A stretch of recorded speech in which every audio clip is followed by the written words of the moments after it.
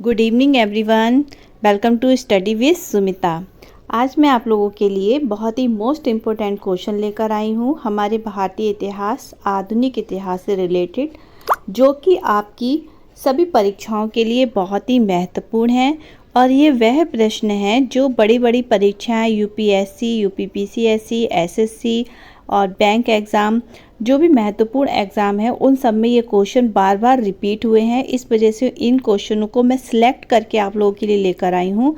तो आप जिस भी परीक्षा की तैयारी कर रहे हैं तो आप प्लीज़ इन क्वेश्चंस को एक बार ज़रूर देख लीजिएगा। और सिर्फ मैं आपके लिए एमसीक्यू ना लेकर डायरेक्ट मैंने आंसर लिखे हैं, जिससे कि आप पढ़ेंगे 102 बार, पीडीएफ देखेंगे तो आपको अच्छे से क्वेश्चंस याद हो जाएंगे। तो चलिए स्टार्ट करते हैं। किस वेद में प्राचीन वैदिक युग की संस्कृति के बारे में सूचना दी गई है? ठीक है, तो आंसर आएगा आपका ऋग्वेद। कृष्ण भक्ति का प्रथम और प्रधान ग्रंथ कौन सा है? तो वह माना जाता है आपका श्रीमद् भगवत गीता।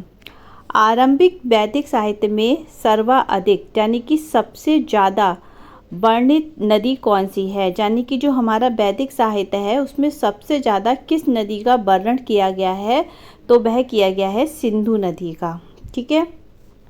उज्जैन का प्राचीन नाम क्या है? तो उज्जैन जो है भी प्रेजेंट नाम है ना उज्जैन का, लेकिन उसको प्राचीन समय में अवंतिका कहा जाता था। विश्व का पहला गणतंत्र वैशाली में किसके द्वारा स्थापित किया गया था? ठीक है, तो ये स्थापित किया गया था लिच्छवी के द्वारा।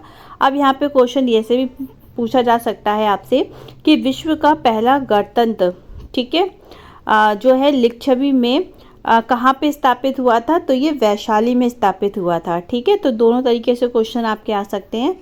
अच्छा, किस एशिया की रोशनी किसे कहा जाता है? तो एशिया की रोशनी जो है गौतम बुद्ध को कहा जाता है। कौटिल्य किसका प्रधानमंत्री था? कौटिल्य जाने की कौन? कौटिल्य के अलग नाम कौन सा है? विष्णुगुप्त। ठीक है, जाने की चाणक्य। तो ये तीन नाम है, ये याद रखिएगा। तो यहाँ पे कौटिल्य भी मिल सकता है आपको, और चंद्रगुप्त भी मिल सकता है, विष्णुगुप्त भी मिल सकता है, और आपकी चाणक्य भी मिल सकता है। तो ये किसका प्रधानमंत्री था? तो ये चंद्रगुप्त मौर्य का प्रधानमंत्री था। ठीक है, फिर नेक्स्ट क्वेश्चन है, किस शहर में अशोक के शिलालेख नहीं हैं? तो ये पाटलिपुत्र में नहीं है। किस संग्रहालय में कुषाण कालीन मूर्तियों का संग्रह अधिक मात्रा में है? तो वह जो है आपके मथुरा संग्रहालय में है। ठीक है। अच्छा, कुषाण काल में सबसे अधिक विकास किस क्षेत्र में हुआ था? तो ये आपके साहित्य के विषय में जो है सबसे अधिक विकास आपके जो है विकास हुआ था। भारत में प्रथम बार सैनिक शासन किसके द्वारा व्यवहार में लाया गया था? तो ये लाया गया था ग्रीकों के द्वारा। ओके, नेक्स्ट क्वेश्चन है, धार्मिक कविताओं का संकलन कुरल किस भाषा में है? ठीक है, याद रखिएगा, धार्मिक कविताओं का संकलन कुरल किस भाषा में है? तो ये आपके तमिल में है। किसने सोमपुर महाविहार का निर्माण कराया था? तो ये धर्मपाल ने कराया था। भुवनेश्वर तथा पुरी के मंदिर किस शैली से निर्मित हैं? ठीक है, तो ये नागर शैली से निर्मित है। नेक्स्ट है विरूपाक्ष। विरूपाक्ष मंदिर का निर्माण किसने किया था? तो ये आपके चालुक्य ने किया था। ठीक है, चलिए आगे बढ़ते हैं। फिर नेक्स्ट है आपका भक्त तुकाराम कौन से मुगल सम्राट के समकालीन थे? तो ये आपके जहांगीर के थे।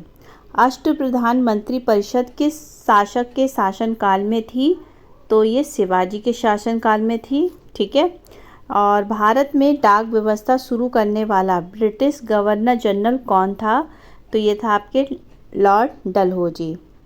कूका आंदोलन को किसने संगठित किया था? तो ये किया था गुरु राम सिंह ने। ठीक है, तो अगर क्वेश्चन में पूछा जाए कि गुरु राम सिंह ने किस आंदोलन से संबंधित थे या फिर कौन सा आंदोलन संगठित किया था, तो इस तरीके से भी क्वेश्चन बन सकता है। तो कूका आंदोलन किया था। ठीक है, वह कौन सा भारतीय था जो ब्रिटिश संसद के लिए निर्वाचित हुआ था? तो वह थे दादा भाई नौरोजी। बिहार बंगाल से कब अलग हुआ था? तो ये हुआ था 1912 में, यानी कि 1912 में। गांधी जी भारतीय राष्ट्रीय कांग्रेस के अध्यक्ष जो थे कितनी बार बने थे? तो भाई ये 1 बार बने थे। किसने कहा था मेरी पीठ पर किया जाने वाला प्रहार ब्रिटिश साम्राज्य के ताबूत में की सिद्ध होगी? ठीक है, ब्रिटिश साम्राज्य के ताबूत की एक की होगी, यानी कि यहाँ पे चाबी के लिए कहा गया है। तो ये लाला लाजपत राय ने कहा था।